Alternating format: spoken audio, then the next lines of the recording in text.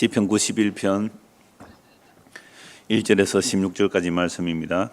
지존자의 은밀한 곳에 거주하며 전능자의 그늘 아래에 사는 자여, 나는 여호와를 향하여 말하기를 그는 나의 피난처요 나의 요새요 내가 의뢰하는 하나님이라 하리니, 이는 그가 너를 새 사냥꾼의 올무에서와 심한 전염병에서 건지실 것이미로다.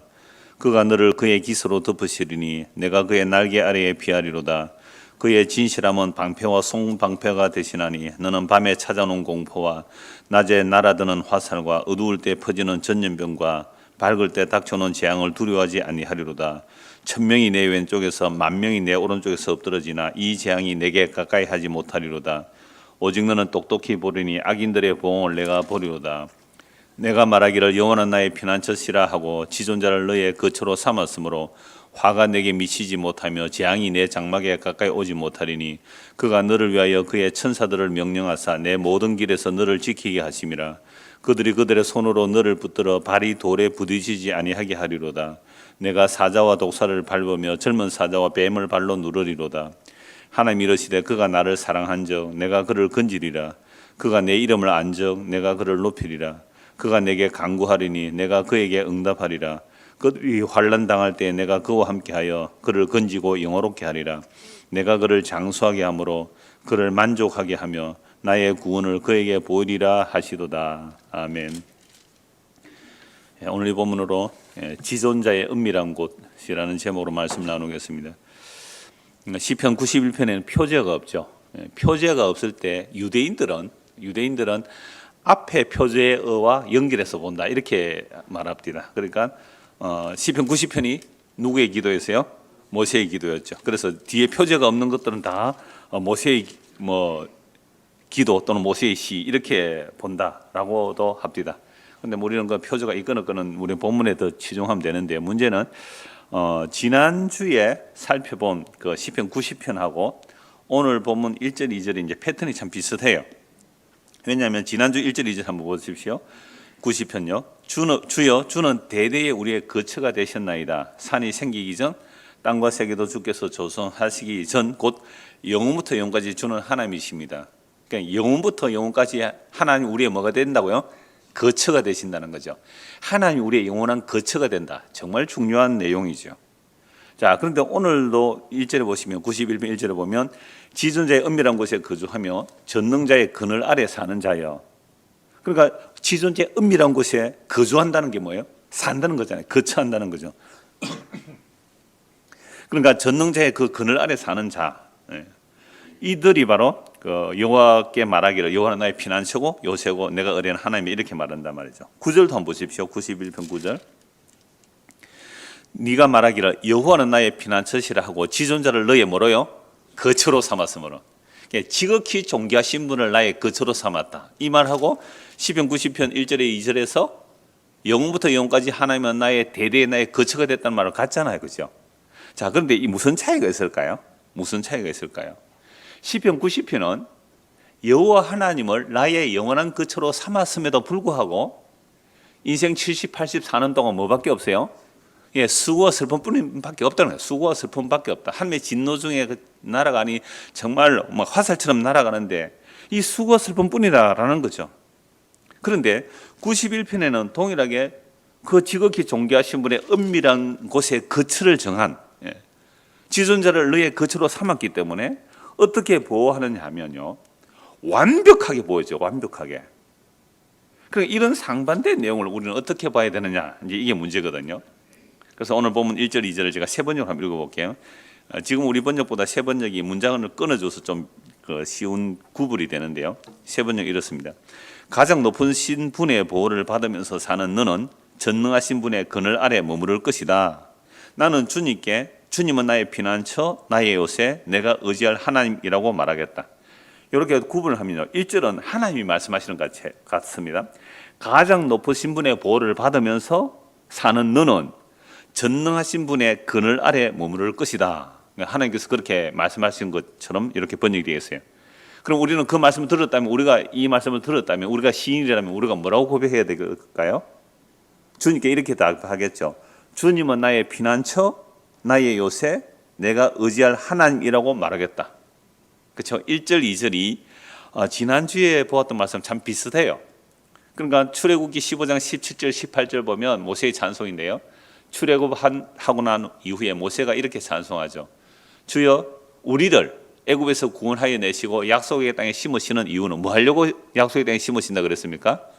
주님의 처소 삼으려고. 하나님의 택한 백성들, 어린 양의 피로 구속한 백성들을 하나님의 자기 거처 삼기 위해서 구원했다 이렇게 말했잖아요.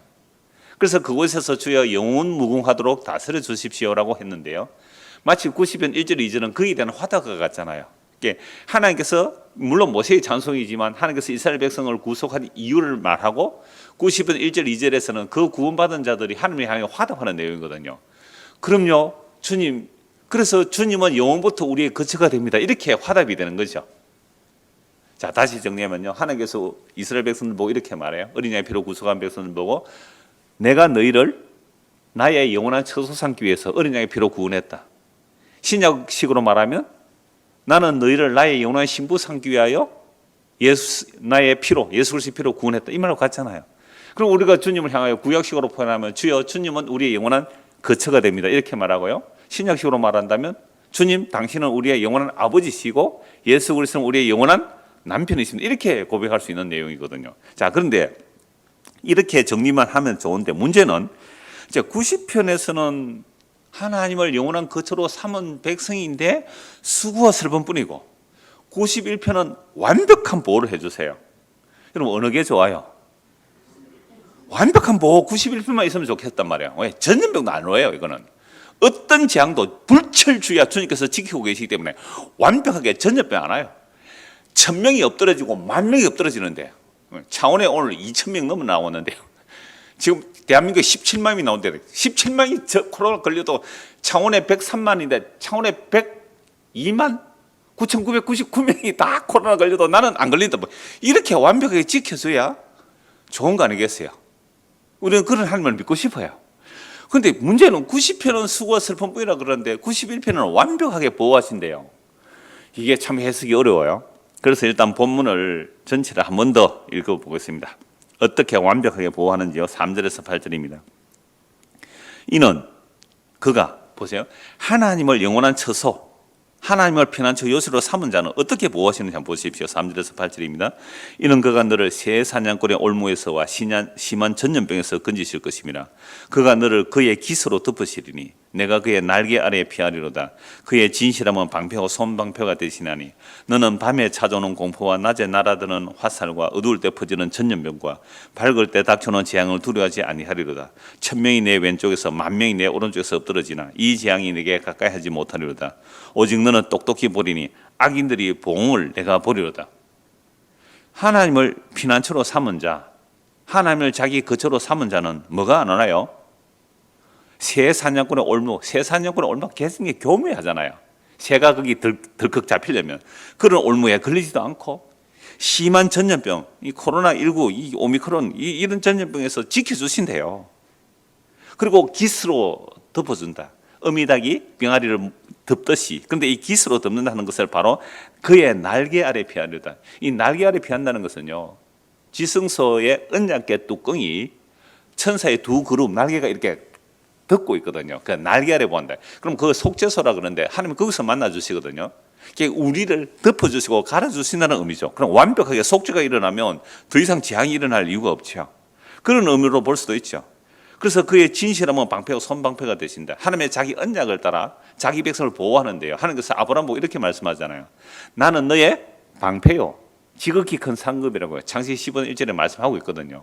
하나님의 방패가 되어주시고 하나님의 상급이 되어주신다. 완벽하게 보호주는 거죠. 그래서 너는 밤에 찾아오는 공포와, 밤이 두렵잖아요. 어디서 무슨 사고가 생길지 모르니까.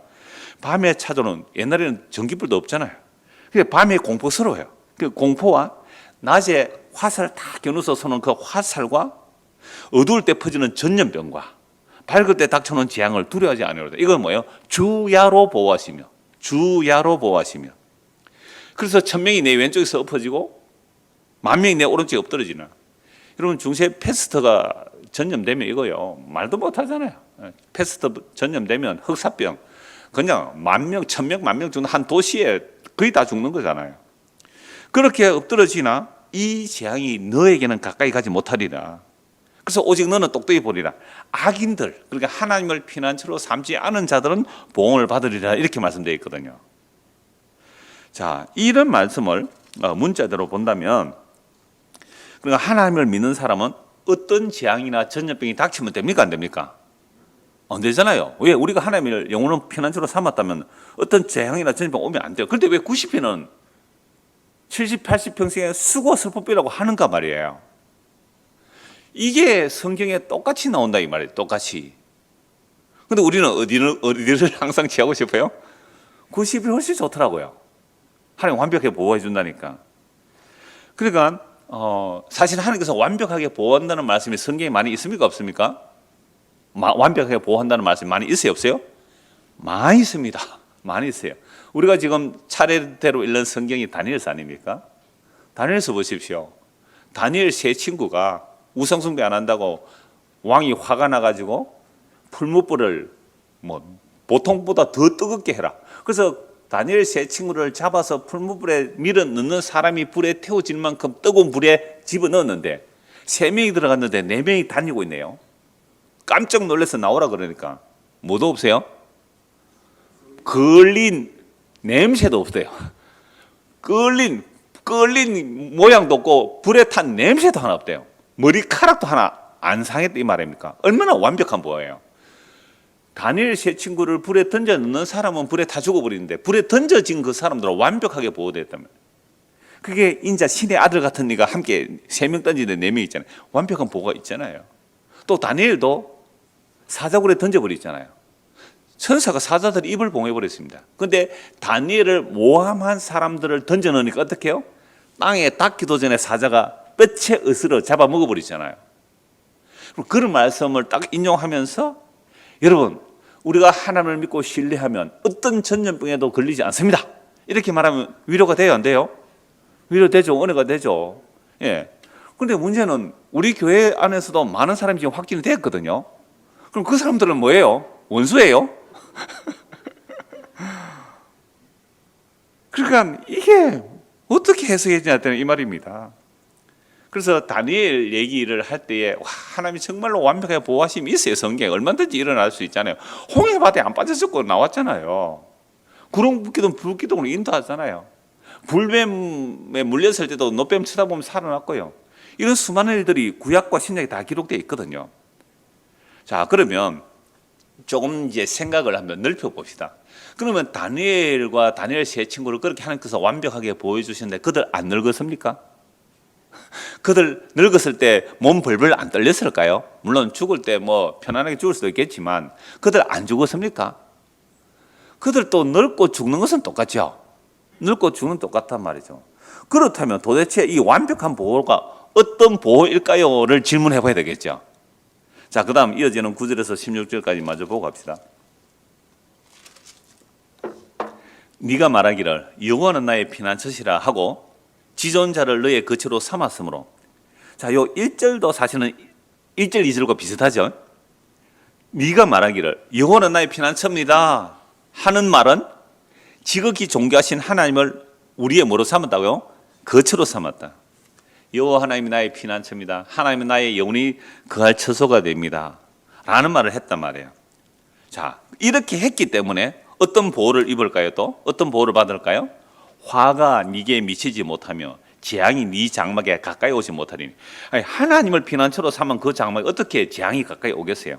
오지 못하리니 그가 너를 위하여 그의 천사들을 명령하사 네 모든 길에서 너를 지키게 하심이라.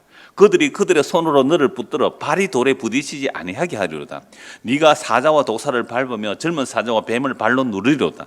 하나님 이르시되 그가 나를 사랑한즉 내가 그를 건지리라. 그가 내 이름을 안즉 내가 그를 높이리라. 그가 내게 간구하리니 내가 그에게 응답하리라. 그들이 환난 당할 때 내가 그와 함께하여 그를 건지고 영화롭게 하리라. 내가 그를 장수하게 함으로 그를 만족하게 하며 나의 구원을 그에게 보이리라 하시도다. 보세요, 패턴이 같아요. 앞에서는 화살, 전염병, 낮의 공포, 밤의 공포 어떤 것도 안 온다 그러고, 그리고 10절에서 또 보호해 주시는데 천사까지 보내가지고 길에서 가다가 발이 돌에 탁 부딪혀 넘어지 본 적 있습니까? 그것도 하나 안 넘어지도록 그렇게 보호해 주겠다는 거죠. 사자 독사, 그 사나운 사자 뱀을 발로 눌러버린다는 거죠. 자, 이렇게 해주시는 이유가 이제 14절에 보면 그가 나를 사랑한 적 내가 그를 건지리라. 그가 내 이름을 안 적 내가 그를 높이리라. 그가 내게 간구하리니 내가 그에게 응답하리라. 그들이 환난 당할 때 내가 그와 함께하여 그를 건지고 영원롭게 하리라. 그러니까 환난을 당할 때가 있지만 하나님께 간구하면, 하나님을 사랑하면 하나님이 건지시고 그를 높여주신다 그러잖아요. 저도 이 말씀 너무너무 많이 들었죠, 어려서부터. 여러분들 환난 중에 있습니까? 어려운 가운데 있습니까? 그럼 하나님께 간구하십시오. 그러면 하나님을 사랑하십시오. 그럼 하나님 사랑하십시오라고 해놓고 하나님 사랑 방법 뭐예요? 1, 2, 3, 4 이렇게 나오잖아요. 그렇게 하면 하나님께서 뭐 해주신다고요? 너를 높여주시고 그 환난에서 건져주시고 영화롭게 할 것입니다. 그래서 여러분을 장수하게 함으로 그를 만족하게 하며 나의 구원을 그에게 보일 것입니다. 얼마나 좋은 거예요. 자, 그런데 문제는 이 완벽한 보호, 완벽한 보호를 우리의 경험상 완벽한 보호가 안 일어나더라 이 말이죠. 우리도 지금까지 살아오면서 이런 재앙 저런 재앙 다 당해봤잖아요. 한 번도 안 당하신 분, 자기는 완벽하게 보호받아서 감기도 한 번 안 걸리신 분, 넘어지지도 한 번 안 하신 분 계세요. 이러면 사람들이 때로는 건강을 큰 소리 치는 사람들이 있거든요. 나는 아직까지 병원 한 번도 안 가봤다고. 그 다음에 보면 병원에 입원해 있더라고요. 그러니까 우리는 큰 소리 치는 사람이야 못 돼요. 그러니까 우리의 경험상으로 볼 때도 뭐 우리 경험을 성경에 비추면 됩니까? 이렇게 말할 수 있지만 보세요. 시편 그러면 90편과 91편을 대비해 봅시다. 분명히 하나님을 나의 영원한 거처로 삼았는데 왜 수고와 슬픔 뿌리고 한 사람 완벽히 보호해 준다 이 말입니까? 물론 여기서도 환난을 당하면 하나님께서 구해 주시고 또 높여 주신 하는데 도대체 이 두 가지의 문제를 어떻게 해결해야 되느냐? 전도서 7장 13절 14절 보면 이런 말씀이 있습니다. 하나님께서 행하시는 일을 보라. 하나님께서 굽게 하신 것을 누가 능히 곱게 하겠느냐. 형통한 날에는 기뻐하고 공고한 날에는 되돌아보아라. 이 두 가지를 하나님이 병행하게 하사 사람이 그의 장래일을 능히 헤아려 알지 못하게 하셨느니라. 그러니까 이렇게 해석할 수 있잖아요. 90편도 있고 91편도 있다. 예, 형통한 91편에는 뭐 하면 되고요? 형통한 날에는 기뻐하고 90편에 공고한 날에는 뭐 하고요? 되돌아보고. 하나님께서 이 둘을 병행하여 두신 이유가 뭐라고요? 장래일을 능히 헤아려 예측하지 못하게 하려고. 여러분 장래일을 헤아려 예측하면 하나님 의지할까요? 안 할까요? 절대로 의지 안 하죠. 그런데 왜 여러분 자꾸 장래일을 알고 싶어요? 내일을 왜 알고 싶어요? 내일 하나님 의지 안 하려고 그러는 거예요. 왜 1시간 후에 일을 알려고 해요? 1시간 후에 일을 알면 1시간 동안 하나님 의지 안 해도 되거든요. 점쟁이한테 찾아가는 이유가 뭘까요? 불안하거든요. 내일 무슨 일이 닥칠지 모르니까 점쟁이한테 찾아가요. 그러니까 점쟁이한테 안전함을 얻었다면 그걸 믿고 살잖아요. 옛날에 무슨 영화인가 거기 보면요, 킹인가 그런 영화 보면요, 이 검사들이 누가 대통령 될까 지금 겨루고 있는 거예요. 겨루고. 그런데 이 검찰들이요 딱 비리를 가지고 있다가 누구 줄에 서느냐 하다가 나중에는 무당한테 가서 빌더라고요. 어디에 서야 자기가 실권을 가질 수 있느냐고. 그러니까 사람들이 이 두 가지 일을, 그러니까 하나님께서 전도서 말씀 하나님께서 이 두 가지를 병행하게 하여 하나님을 의지하고 살면 되는 거예요. 그러니까 우리가 형통한 날이 있으면 뭐 하면 돼요? 기뻐하면 되는 거예요. 공고한 날이 있으면 생각하고 돌아보면 되는 겁니다. 자, 그래서 이 시편 90편과 91편의 대조적인 상황을 어떻게 봐야 되는가 하면 신약까지 연결해서 봐야 됩니다. 신약까지. 그래서 고린도후서 3장 6절에 제가 읽어드리겠습니다. 좀 같이 찾을 말씀 따로 있으니까요. 고린도후서 3장 6절에 이런 말씀이 있습니다. 그간 또한 우리를 새 언약의 일꾼 되기에 만족하게 하셨으니 율법 조문으로 하지 아니하고 오직 영으로 함이니 율법 조문은 죽이는 것이요 영은 살리는 것이니라. 즉 바울 사도가 옛 언약과 새 언약을 비교하면서 말하거든요. 옛 언약을 율법 조문이라 그래요. 율법 조문대로 하면 사람을 죽이는 거예요, 살리는 거예요? 죽이는 거예요. 그러면 영으로 하면 살린다 할 때 이 영으로 한다는 말은 뭐예요? 새 언약으로 해야 되는, 새 언약으로. 그러니까 율법 조문도 뭐로 해석해야 돼요? 새 언약으로 해석하지 않으면 사람을 죽이는 거예요.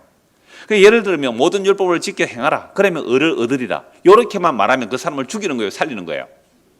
모든 율법을 지켜 행하라. 그러면 을을 얻으리라. 이렇게만 말하면 그 사람을 죽이는 거예요. 왜요? 우리 인간은 죄인이라서 단 한 점의 율법도 지켜 행할 능력이 없거든요. 율법의 조문을 선포한 것은 네가 죄인됨을 알고 회개하고 예수 믿으라고 율법의 조문을 주신 거예요. 그럼 율법 조문을 조문대로 던져버리면 이 죽는 거예요. 죽이는 거란 말이에요. 이게 살리는 것은 율법 조문을 통해 우리의 죄가 뭔지를 알고 그 율법의 조문이 우리를 예수 그리스도 인도하는 모학 선생으로 증거해 줘야 돼요. 그래서 예수를 믿어라. 그래야 의롭다함을 얻는다. 이렇게 해야 율법의 조문을 전하는 게 아니고 영을 정해내서 살리는 거거든요. 그 영을 전하는 게 새 언약의 일꾼이란 말이죠. 이 바울도 율법 조문 전하다가 사람 죽였잖아요. 실제 스데반 죽였잖아요. 율법 조문 전하는 바리새인 중에 바리새인이니까. 그래서 예수님 만나고 나서 새 언약의 일꾼이 됐거든요.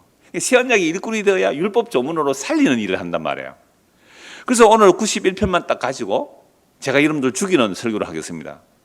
여러분들 지금 재앙이 있습니까 없습니까? 환란이 있어요 없어요? 몸 아픈 데 있어요 없어요? 뭐 완벽하신가 봐. 지금 곤란한 가운데 계십니까 안 계십니까? 제가 오래전에 저 방현 의사라고 있는데 그분이 모사님 우리 자기 그 병원의 간호사의 동생이 그 아파 있는데 한번 가자고 한 적이 있어요. 벌써 한 10년도 훨씬 넘었을 거예요. 그래 가서 이 아이는 늘 누워 있어요. 누워. 몸을 이제 목 이하로는 잘 못 쓰니까 늘 누워 있는데요. 가서 이제 전도하고 이렇게 제가 엎드려서 같이 전도하고 영접하고 그렇게 이제 온 적이 있는데요. 그 아이가 아직도 그냥 살아 있어요. 누나 둘인데 한 누나는 결혼해서 아이도 있고 한 누나가 이제 돌보고 있는데요. 그 예수 믿는 집안이거든요. 예수 믿는 사람들이에요. 그럼 10몇 년을 지금 물론 제가 만났을 때에 그 뭐 청년이었으니까 그 어려서부터 그랬잖아요. 이런 재앙이 있을 때에 도대체 가서 뭐라고 설명할 수 있겠어요, 여러분들이? 목사라면 가서 뭐라고 설명할 수 있을까요? 고쳐지지 않는 고절병. 제가 몇 주 전에도 한번 그런 말씀드렸잖아요. 정말 평생 내가 저 아이보다 하루라도 늦게 죽기를 소원하는 분들 우리 교회도 계시거든요. 내가 이 아이보다 내가 하루 늦게 죽기를 원하는 그 아이들의 그 힘든 거, 고난, 어려움들. 이럴 때 우리가 뭐라고 말할까요? 하나님을 편안수로 삼으면 하나님이 완벽하게 보여줍니다. 당신이 이런 어려움을 가지고 있는 것은 당신이 하나님을 사랑하지 않았기 때문에 그렇습니다. 이렇게 해버리면 그 사람을 죽이는 거예요, 살리는 거예요. 죽이는 겁니다. 그래서 그렇게 저는 설교 너무 많이 들어왔거든요. 어려서부터. 한번 보십시오. 14절. 자, 하나님께서 완벽하게 보여주신다라고 하면서 14절 보세요. 그가 나를 사랑한 적 내가 그를 건지리라. 여러분들 지금 환난 가운데 있습니까? 완벽하게 보호하시는데 하나님이 왜 여러분들 지금 환난 가운데 있습니까? 여러분 하나님 사랑합니까? 돈을 사랑합니까? 하나님을 사랑합니까? 처자식을 사랑합니까? 하나님을 사랑합니까? 그러니까 여러분의 삶의 우선순위가 세상을 사랑하니까 그런 재앙이 오지요. 이제 하나님을 사랑하십시오. 그러면 여러분들에게 완벽한 보호가 될 겁니다. 라는 식으로 저도 어려서부터 너무 많이 들었거든요. 그런데 그렇게 하면 그 사람을 뭐 하는 거라고요? 죽이는 거라고요. 그렇다면 이게 90편과 91편을 어떻게 해석해야 되느냐? 여러분 심각합니까? 심각 안 합니까? 이게 자칫하면 똑같은 하나님을 영원한 피난처로 삼았는데 어떤 사람은 죽도록 고생하고 어떤 사람은 완벽하게 보호하는데 이 갭을 어떻게 해결해야 되느냐 말이에요. 그래서 신약까지 찾아봐야 됩니다. 마태복음 4장 5절에서 6절 보십시오. 마태복음 4장 5절에서 6절입니다. 요즘도요, 하나님 잘 섬기면 만사 형통이고, 뭐 전염병도 안 오고, 뭐 하여튼 이런 분들요, 나는 무서워요. 그런 사람들. 코로나 확 물러가게 한번 해보죠. 다른 나라에서는 안 물러가더라도 대한민국에서 확 물러가게 해준다면 그런 능력자 있으면 사람들 다 물러가겠어요? 그러니까 우리가 성경을요, 편파적으로 부분적으로 보면 안 된단 말이에요. 그래서 제가 두 개를 비교하는 이유가 도대체 이럴 때 어떻게 해석해야 되느냐, 이걸 이제 신약에까지 찾아보면 나옵니다, 답이. 마태복음 4장 5절입니다. 예수께서 대답해 이르시 4장 5절입니다. 이에 마귀가 예수를 거룩한 성으로 데려다가 성전 꼭대기에 세우고 이르되 네가 만일 하나님의 아들이거든 뛰어내리라. 기록되었으되 그가 너를 위하여 그의 사자들을 명하시리니 그들이 손으로 너를 받들어 발이 돌에 부딪히지 않게 하리로다 하였느니라. 요거 어디 나오는 말씀이에요? 91편 11절 12절 말씀이잖아요. 마귀가 하나님의 말씀 가지고 예수님을 유혹해요. 네가 하나님의 아들이라면 성경 꼭대기에서 한번 뛰어내려봐. 시편 이때는 뭐 장절은 없으니까 시편 91편 11절 12절에 하나님이 너를 위하여 그의 천사들을 명령하사 네 모든 길에서 너를 지키게 하심이라. 그들이 그들의 손으로 너를 붙들어 발이 돌에 부딪히지 아니하게 하리로다. 요거 마귀가 어떻게 적용시킵니까? 예수님에게 문자대로 율법 전문처럼 문자대로 적용시키잖아요. 네가 하나님의 아들이라면서 하나님의 아들이라면 성경 꼭대기 한번 뛰어내려봐. 그러면 천사를 보내가지고 네 발이 돌에 부딪히지 않도록 보호해준다고 시편에 분명히 말씀하고 있잖아. 그러니까 어이 예수 네가 하나님의 아들 한번 뛰어내려봐. 이야, 여러분 이 유혹 올 때 이러면 어떻게 하시겠어요? 이 유혹 올 때 성경에 있잖아요. 하나님의 아들입니까? 그러면 하나님을 사랑합니까? 그러면 하나님께서 당신을 보여줄 겁니다. 길에 가다가 돌발바가 넘어지신 분 손 한번 들어보실래요? 길에 가다 돌발 삐끗해가 넘어지신 분 아마 있을걸요?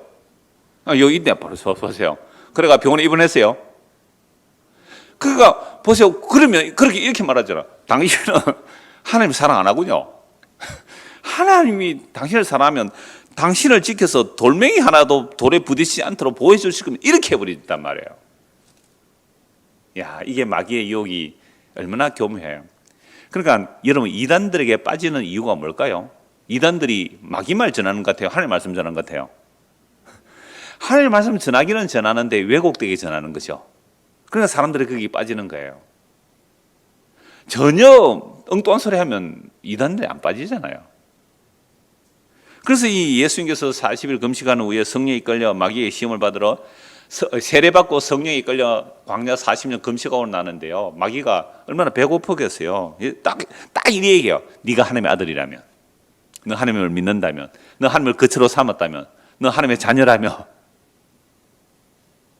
영원한 하나님 우리의 피난처로 삼았다면, 우리의 거처로 삼았다면서요. 네가 하나님의 아들이라면 이 돌들로 명하여 떡덩이 되게 하라.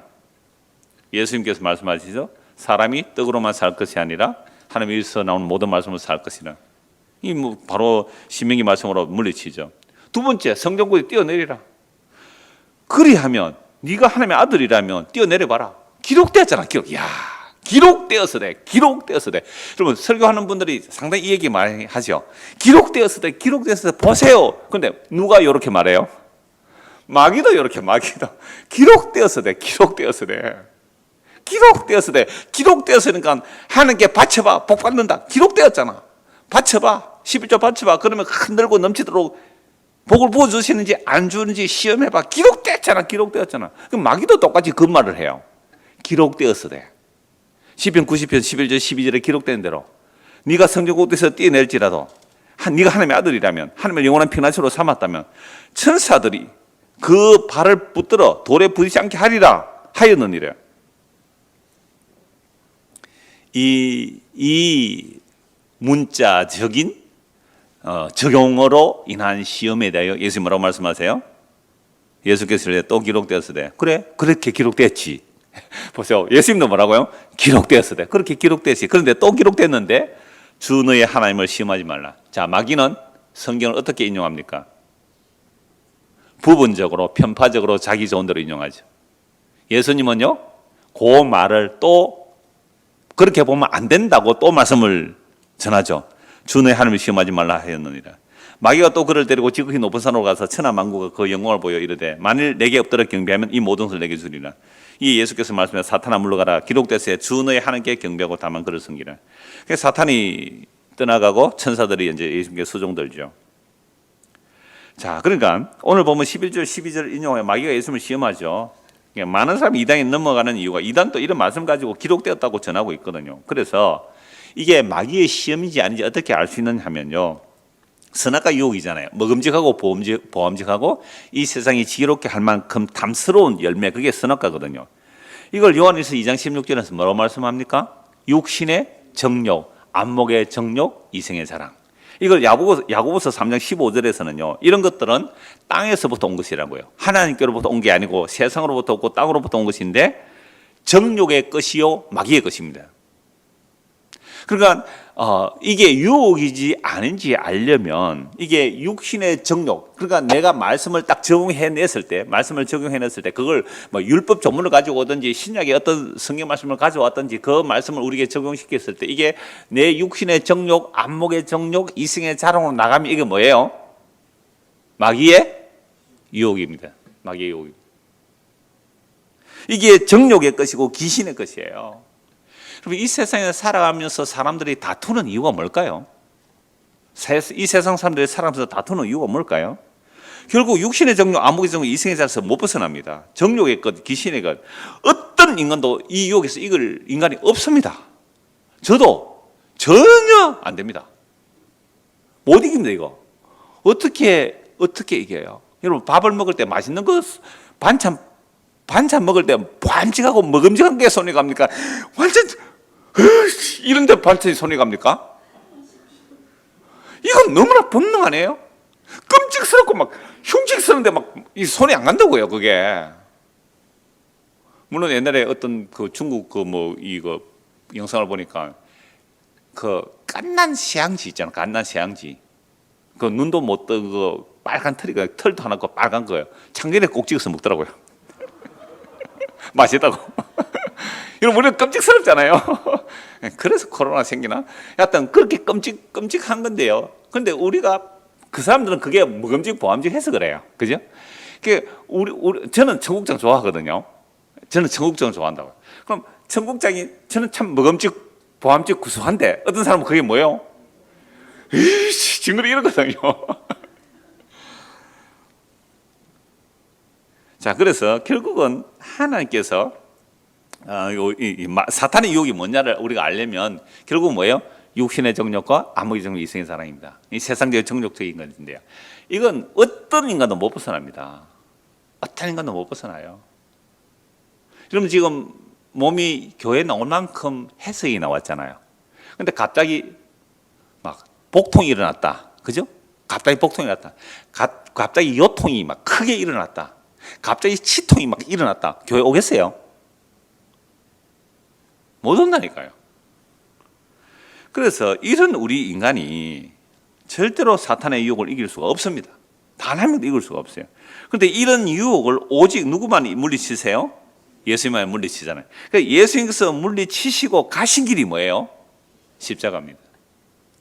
이게 정말 중요한 오늘의 결론과 같아요. 분명히 시편 90편을 가지고 마귀가 유혹해요. 자, 여러분, 하나님을 가장 사랑한 분이 누구예요? 예수님이죠. 하나님이 가장 사랑한 분은 누구예요? 예수님이잖아요. 그러면 이렇잖아요. 14절에 그가 나를 사랑한 적. 예수님이 하나님을 정말 목숨 바쳐 사랑했잖아요. 유일하게. 우리는 자기밖에 사랑 안 해요. 예수님이 하나님을 사랑해서 그럼 하나님 건져줘야 되잖아요. 그죠? 건져줘야. 그럼 건져준다면 마귀 말에 넘어가야 되잖아요.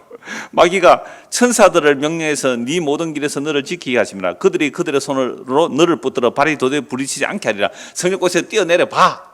이랬을 때에 예수님께서 이 말씀을 문자대로 인용했다면, 그래 내 하나님의 아들 맞아, 내가 뛰어내려 볼게 하고 뛰어내렸다면 누구한테 진 거예요? 마귀한테 진 거예요. 그래서 그 유혹을 물리치고 어디로 가셨다고요? 십자가에. 그러면 십자가에 죽으실 때는 하나님이 도와주세요, 안 도와주세요? 겉으로 보면 전혀 안 도와준 그 모습으로 갔단 말이에요.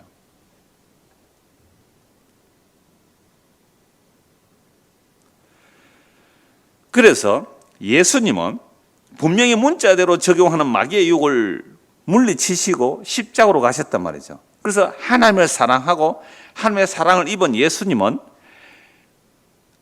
정말 하나님의 완벽한 보호를 받아야 되잖아요. 그렇죠? 정말 하나님을 사랑하고 하나님의 사랑을 입고 있는 예수님만은 완벽한 보호를 입어야 되는데 오히려 십자가에서 빨가벗겨서 죽는데 아무런 보호를 못 받았어요. 그 가장 치욕스럽고 가장 고통스러운 죽음이 십자가인데 그걸 보고 사람들은 아이고, 저게 무슨 하나님의 보호를 받는 사람이고, 저게 무슨 하나님의 아들이고, 저게 무슨 하나님의 뜻이 이루어지는 길이고, 전부 다 침 뱉고 고개를 돌아서 버렸거든요. 여러분, 우리가 성경 해석할 때에 이렇게 하나님의 보호하심이 이렇게까지 밀고 가지 않으면 우리는 또 뭐라고 속아요? 내가 좀 잘하면 하나님이 완벽하게 보호해주고, 내가 좀 잘못하면 벌받고. 이건요, 인과율이거든요. 이건 다시 율법의 저주 아래로 밀어넣는 거거든요. 인간의 행위로 복과 생명을 장악하려고 하면 이건 다시 저주 아래 밀어넣는 일을 우리가 좋아해요. 왜요? 마귀한테 속아서 그래요. 우리의 육체의 본성이 그런 거거든요. 그래서 예수님은 그 마귀의 유혹을 물리치고 십자가로 가셨는데, 그 십자가로 가서 완전히 하나님께 버림받아 죽는 그 모습이 놀랍게도 사탄의 머리를 깨뜨리는 일이었습니다. 누가복음 10장 한번 보시죠. 누가복음 10장입니다.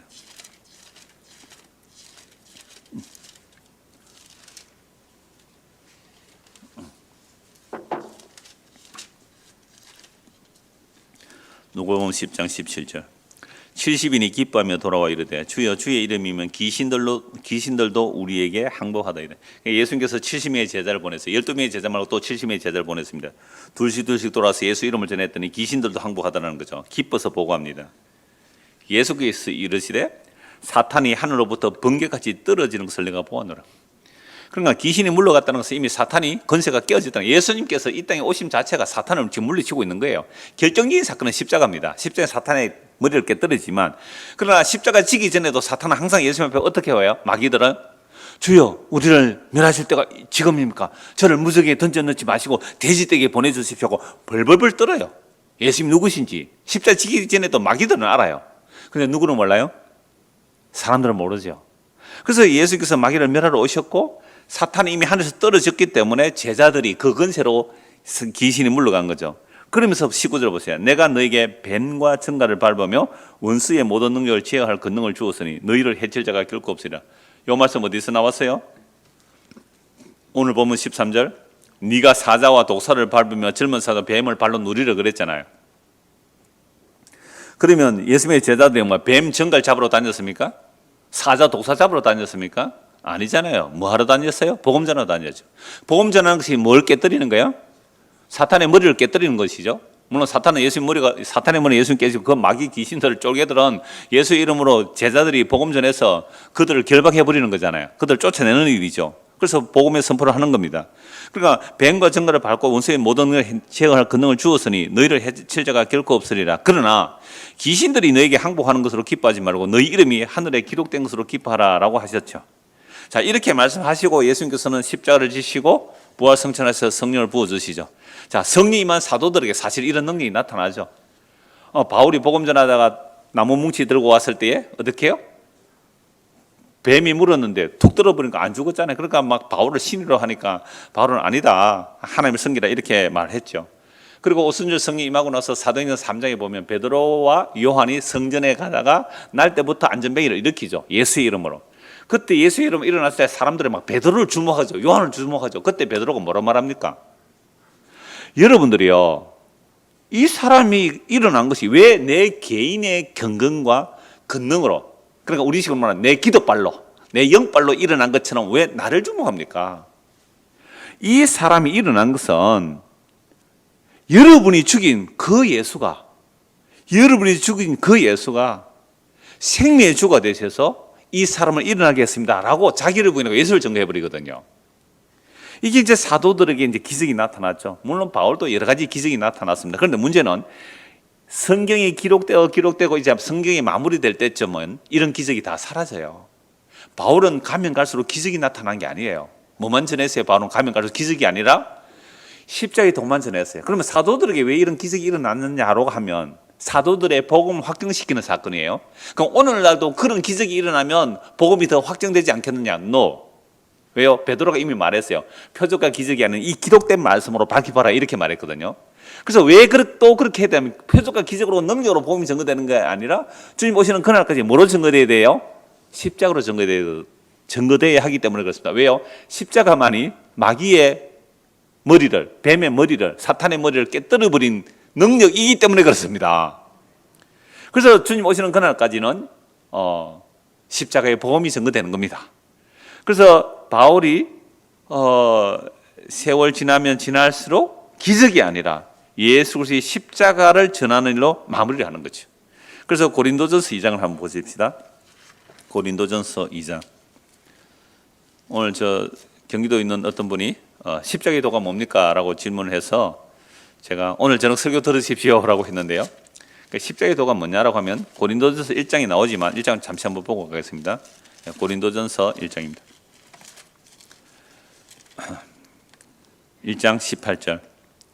자, 십자가의 도가 멸망하는 자들에게는 미련한 것이요 구원을 받는 우리에게는 하나님의 능력이라. 기록된 바. 그러니까 십자가의 도를 전하면 멸망받는 자들에게는 어떻게 들려야 돼요? 미련하게 보여야 되죠. 표적, 기적, 능력, 하나님을 잘 섬기고 하나님을 사랑하면 하나님을 완벽하게 보여줍니다 라고 해서 육신의 정욕, 안목의 정욕, 이생의 자랑으로 나가면 그런 사람들에게 십자가의 도는 뭐로 보여야 돼요? 야, 저 이 목사 능력이 없으니까, 귀신 쫓아낼 능력이 없으니까, 기적 행할 능력이 없으니까 십자가 도나 이야기하지. 내가 능력 받아서 귀신 쫓아내는 거 한번 볼래? 저는 그런 분들에게 독사 한 마리 보내겠습니다. 코브라를 한 마리 보낼까요? 실제로 그런 거 시험하다가 죽은 사람도 있대요. 그게 진짜인지 아닌지 모르지만 독사에 독을 먹어도 안 죽는다 해가지고 독사한테 물리고 이러면 안 죽는다 한번 실험해보죠. 그런 얘기 아니잖아요.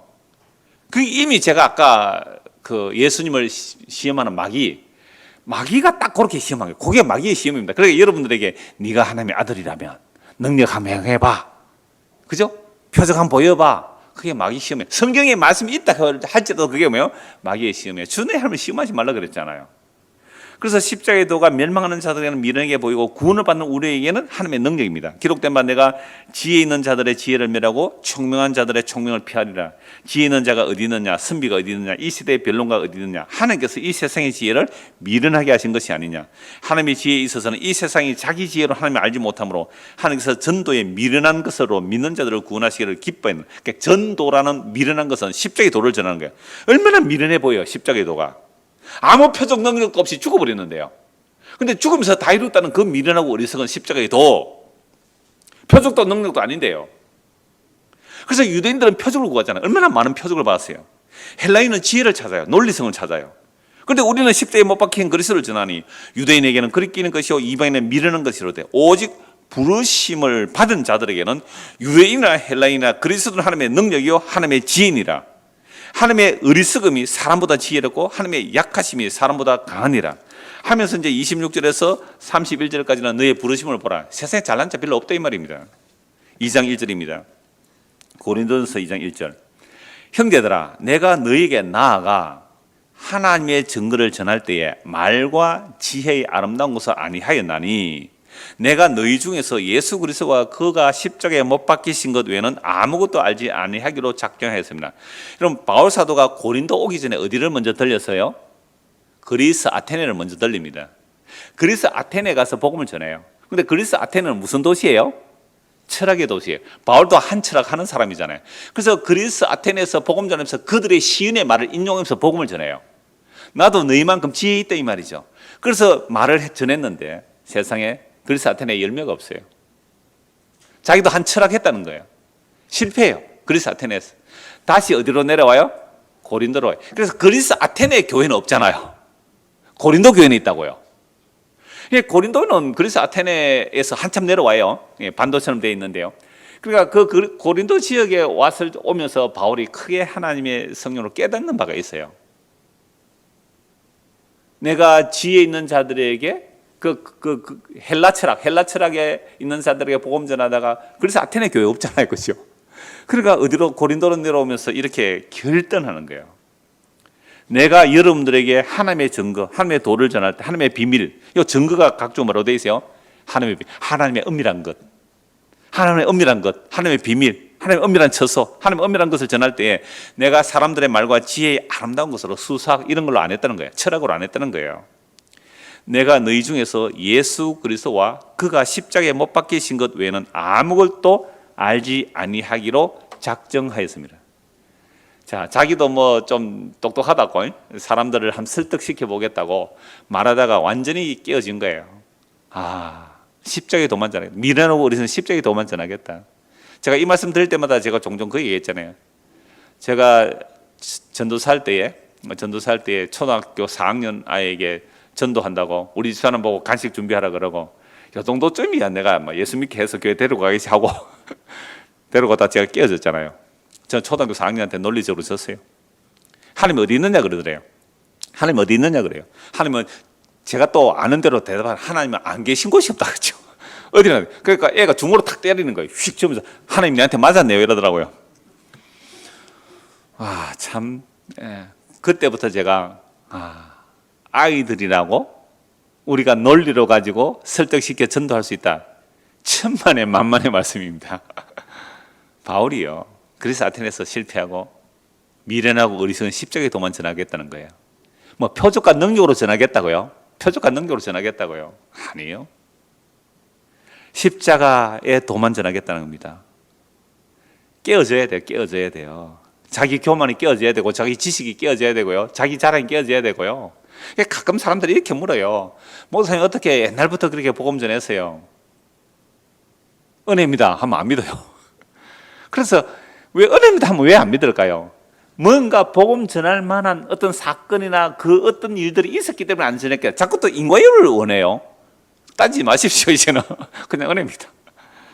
그래서 내가 너에게 그할 때 약하고 두려고 힘이 들어. 왜 약하고 두려고 힘이 들었어요? 내 말과 내 전담이 설득력 있는 지혜의 말로 하지 아니하고 다만 성령의 나타나신과 능력으로 해요. 이 성령의 나타나신과 능력으로 한다는 또 표적 기적 막 이런 거 아니에요.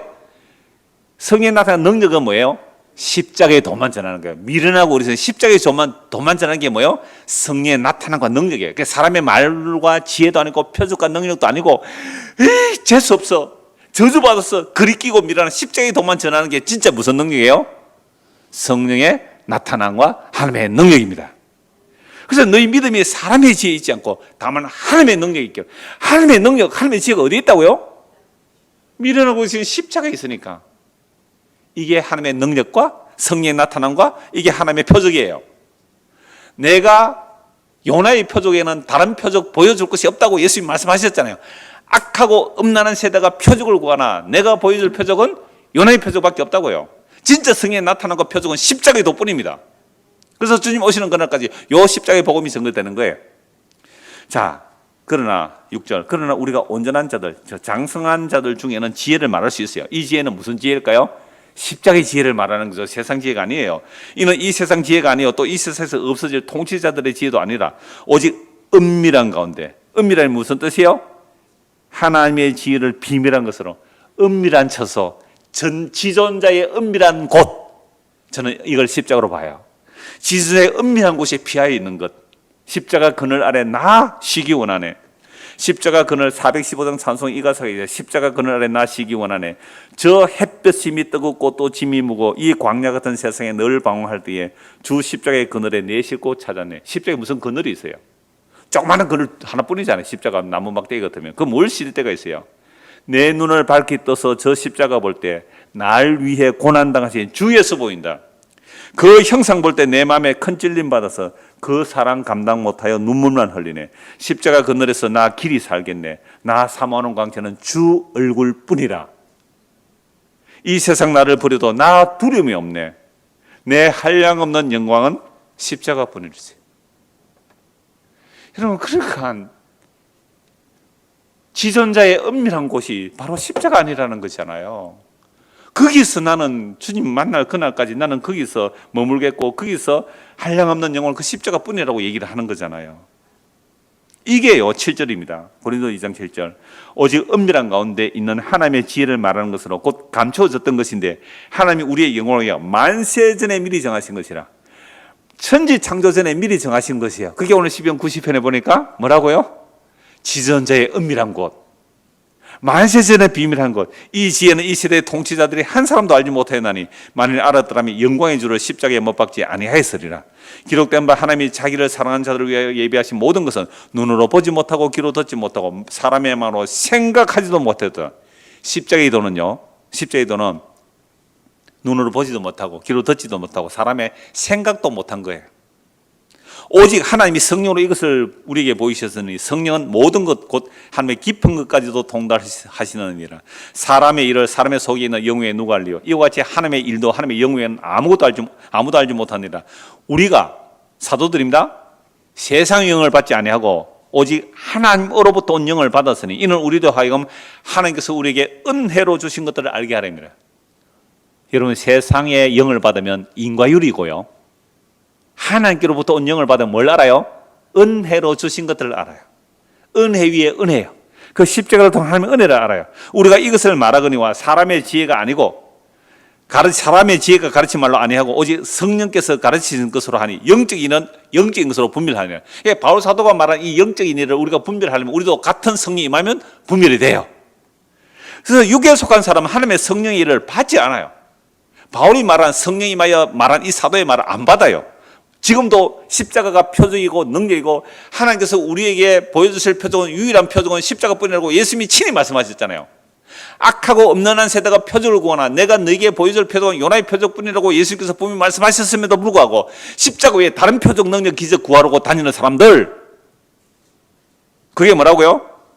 육에 속한 사람들이죠. 이들은 성령의 일들을 받지 않아요. 이는 그것들이 그게 어리석게 보이는 거예요. 왜? 십자가의 도가 너무 어리석게 보이잖아요.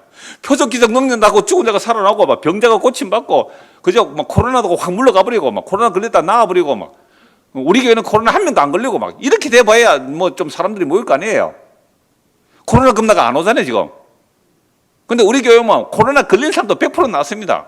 한 번만 왔다가 막 코로나 절대 안 걸린다. 왜요? 10편, 90편, 91편 보십시오. 하나님께서 어떤 전염병도 지켜줍니다. 우리 교회는 하나님께서 보호하시는 교회니까 코로나 한 명도 안 걸린다 라고 하면 사람들이 예배당 지어야 돼 다음에. 그러니까 그런 말에 왜 속아요? 육체에 속했기 때문에 그래요. 육에 속한 사람 하나님의 성령의 일을 받지 아니하나니 이는 그것들이 그게 어리석게 보이며 또 그는 그것들을 알 수도 없나니 그러한 일은 뭐로요? 영적으로 분별되기 때문이라. 신령한 자는 모든 것을 판단하나 자기는 아무에게도 판단을 받지 아니하는 일에 누가 주의 마음을 알아서 주를 가르치겠느냐. 그러나 우리가 그리스도의 마음을 가졌느니라. 여러분, 사도의 말입니다. 사도의 말이에요. 그리스도의 마음으로 그리스도의 영으로 이 말씀을 전하고 있습니다. 골로새서 1장 한번 보십시오. 골로새서 1장 24절. 하나님의 그 비밀한 곳에 있는 자를 완벽하게 보호하시는데요. 뭘 보호하는지 보세요. 여러분, 바울도 사탄의 가시가 들어갔어요. 그 육체를 사탄에 내어준다는 표현을 해요. 우리의 몸, 제 몸은요, 사탄은 얼마든지 건드릴 수 있습니다. 그러나 우리 안에 있는 그 생명, 예수 그리스도의 영으로 임한 그 생명은 악한 자가 만지지도 못합니다. 어디에 감히 만져요. 결국 우리 육체는요, 흙으로 돌아갈 때 그때까지 고통과 고난은 올 수밖에 없어요. 올 수밖에 없어요. 골로새서 1장 24절입니다. 1장 24절. 나는 이제 너희를 위하여 받는 괴로움을 기뻐하고 그리스도의 남은 고난을 그의 몸된 교회를 위해 내 육체에 태우는. 이 그리스도가 십자가가 부족하다는 말이 아니라 그 십자가의 그 고난을 교회를 위하여 전한다 이 말 아닙니까? 자기 육체에 채워놓으라. 내가 교회의 일꾼이 된 것은 하나님이 너희를 위하여 내게 주신 직분을 따라 하나님의 말씀을 이루려 함이니 이 비밀은 만세와 만대로부터 감추어졌던 것인데 이제는 그의 성도들에게 나타났고 하나님이 그들로 하여금 이 비밀의 영광이 이방인 가운데 얼마나 풍성한지 알게 하려 하심이라. 이 비밀은 너희 안에 계신 그리스도시니 곧 영광의 소망이니라. 누가 비밀이라고? 무엇이 비밀이라고요? 너희 안에 계신 그리스도가 영광의 소망이고 이것은 만세와 만대로부터 감추어진 하나님의 비밀이죠. 골로새 2장 1절 3절입니다. 내가 너희와 라오디게에 있는 자들과 물은 내 육신의 얼굴을 보지 못한 자들을 위하여 얼마나 힘쓰니 너희가 알기를 원하노니 이는 그들로 마음의 위안을 받고 사랑 안에서 연합하여 확실한 이해의 모든 풍성함과 하나님의 비밀인 그리스도를 깨닫게 하려 함이니 그 안에는 지혜와 지식의 모든 보화가 감춰져 있느니라. 예수 그리스도 안에 참된 하늘의 지혜와 지식의 모든 보화가 감춰져 있는 거죠. 그러니까 속지 말라 이 말입니다. 4절. 내가 이것을 말하면 아무도 교묘한 말로 너희를 속이지 못하게 하라니라. 이는 내가 육신으로 떠나 있으나 심령으로 너희와 함께 있어 너희가 질서 있게 행함과 그리스도를 믿는 너희 믿음이 굳건한 것을 기쁘게 봅니다. 오늘도 사탄은 얼마든지 이렇게 유혹하고 올 수 있단 말이죠. 무엇으로? 기록된 말씀으로 예수님을 유혹하듯이 오늘 우리를 유혹해요. 그때 바울 사도는 뭐라고 말해요? 만세와 만대로 감춰진 하나님의 비밀이 어디에 있다고요? 십자가에 있다고요. 예수 그리스도가 하나님의 영원한 비밀이라고요. 그래서 예수 그리스도께서 십자가로 다 이루신 그 사건 안에서만 사탄의 머리를 깨뜨려버리고 예수 그리스도 안에 있는 자기 백성들은 완벽하게 그 영혼을, 그 생명을 완벽하게 보호하십니다. 그럼 육체는요? 아니 아까 다니엘도 어떻게 됐다고요? 다니엘 세 친구 불에 가서 끌린 흔적도 없는 그 다니엘의 세 친구가 아직도 살아있어요? 죽었어요? 죽었습니다. 그리고 죽었습니다. 그 몸에 너무 마음 뺏기지 말란 말이에요. 우리의 속 사람의 강건을 생각해야 돼요. 속 사람의. 물론 육체도 훈련하십시오. 운동하십시오. 근데 육체의 경건은, 육체의 훈련은 조금 유익이 있고요. 영혼의 경건은요, 범사에 유익합니다. 그래서 마지막으로 이 말씀 보고 마칠게요. 로마서 8장입니다. 로마서 8장.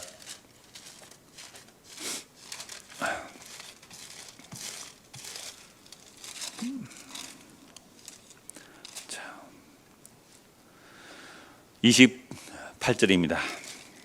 우리가 알거니와 하나님을 사랑하는 자, 곧 그의 뜻대로 부르심을 입은 자들에게는, 보세요. 아까 하나님을 사랑하는 자 지켜주신다 그랬잖아요. 하나님을 사랑하는 자. 근데 누가 하나님을 사랑합니까? 예수님이 하나님을 사랑해요. 근데 예수님만이 하나님을 사랑하는데 그 하나님을 사랑한 그 사랑을 십자가로 우리에게도 부어주셨어요. 그래서 우리도 하나님을 사랑하게 돼요. 자, 그런 입은 자들에게는 모든 것이 합리의 선을 이루느니라. 하나님이 미리 아신 자들, 언제요? 창세전에 그리스도를 아는 자들을, 또한 그 아들의 형상을 본받게 하기 위하여 미리 정하셨으니 이는 그로 맏아들, 많은 형제 중에서 맏아들이 되게 하려면, 예수님의 맏아들은 희생함으로 자기 아들들을, 동생들을 거룩하게 하는 거죠. 자, 그러니까 우리가 그 길로 가는 거예요. 우리도 그 길로. 또 미리 정하신 그들을 부르시고 부르신 그들을 또한 의롭다 하시고 의롭다 하신 그들을 또한 영원롭게 하셨느니라. 우리의 생명을 이미 시간을 빼면 어디에서요? 하나님의 보좌 우편에서 그리스도 안에서 하나님 안에 감춰져 있잖아요. 이미 영원롭게 된 자들이에요. 그런데 이 땅에 살아가는 이 삶의 질곡, 삶의 환경, 참 한숨이 나요. 고통스럽고 힘들어요. 하루도 빨리 가고 싶었는데 졸업학점을 못 받았다고 그래요. 물론 이 시간이 필요하고 우리의 사명이 남아있기도 하고 이런저런 일이 있겠지만 바울은요, 끼어있다. 그러니까 나는 빨리 가고 싶은데 내가 여러분들은 못 간다 그랬잖아요. 그래서 우리의 삶은요, 나를 위한 삶이 아니라 이제부터 타인을 위한 삶, 이 타인 삶을 위해서 살아가는 것이 훨씬 기쁘고 행복해요. 자기 위해서 살아도 어차피 그거 무너지고 깨어질 인생이거든요. 그래서 우리가 이미 그렇지 않게 영화롭게 되었는데, 그런데 당하는, 현재 삶에서 당하는 고난들은 다당해요. 31절에서 39절 엄청난 말씀인데 그냥 읽으면 되겠습니다. 그런즉 이 일에 대하여 우리가 무슨 말을 하리요? 만일 하나님이 우리를 위하시면 누가 우리를 대적하리요? 자기 아들을 아끼지 아니하시고 우리 모든 사람을 위해 내주시니가 어찌 그 아들과 함께 모든 것을 우리에게 주시지 아니하겠느냐? 누가 능히 하나님께서 택하신 자들을 고발하리요? 의롭다 하신 이는 하나님이시니 누가 정죄하리요? 죽으실 뿐 아니라 다시 살아나신 이는 그리스도 예수시니 그는 하나님 우편에서 계신 자요 우리를 위해 간구하시는 자시니라. 누가 우리를 그리스도의 사랑에서 끊으리요? 자, 이 다음부터 나오는 내용이 성도에 일어난다는 말이에요? 안 일어난다는 말이에요? 다 일어나지만 시편 91편처럼 완벽하게 보호한다 이 말입니다. 이런 것들이 결코 예수 그리스도 안에 있는 하나님의 사랑에서 끊어낼 수 없도록 완벽하게 보호합니다. 환난 날마다 당합니다. 성도는 날마다 환난 당해요. 환난, 공고, 박해, 기근, 적신, 위험, 칼. 기록된 바 우리가 종일 주를 위하여 죽임을 당하게 되면 도살당할 양같이 이임을 받아요. 종일 죽임 당할 양같은 그런 취급을 받아요. 그러나 이 모든 일에 우리를 사랑하시는 말미암아 우리가 넉넉히 이겼느니라. 내가 확신하노니 사망이나 지금 죽어도 괜찮다 이 말입니다. 생명이나 천사들이나 근세들이나 현재이나 장래나 능력이나 높음이나 깊음이나 다른 어떤 피조물이라도 우리를 우리 주 그리스도 예수 안에 있는 하나님의 사랑에서 끊을 수 없으시리라. 이것이 지존자의 그 은밀한 처소, 전능자의 그 그늘 아래 있는 자, 즉 십자가에 있는 자들이에요. 이런 자들은 하나님께서 그 생명을 보호하시는데 악한 자가 선도되지 못하도록 완벽하게 보호하십니다. 그러므로 우리 육체의 고난이 올 때에 그러나 큰 소리 치십시오. 네가 아무리 그래도 우리 주 예수 그리스도 하는 이 생명에 관하여는 너는 손도 대지 못한다고.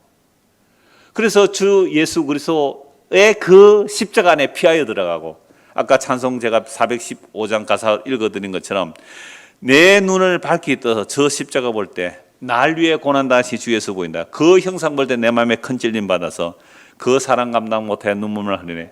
십자가 그늘에서 나 길이 살겠네. 언제까지요? 이 역사 속에서 십자가 안에 산다. 나 사모하는 광채는 주 얼굴뿐 아니라 십자가 속에서 일그러진 그 얼굴 속에 하나님의 영원한 영광이 있어요. 은혜와 진리가 충만한 영광을 거기서 이 역사 속에 보는 거예요. 이 세상 나를 버려도 나 두려움 없네.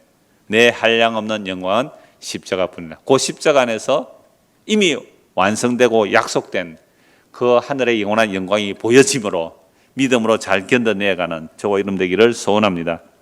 기도하겠습니다.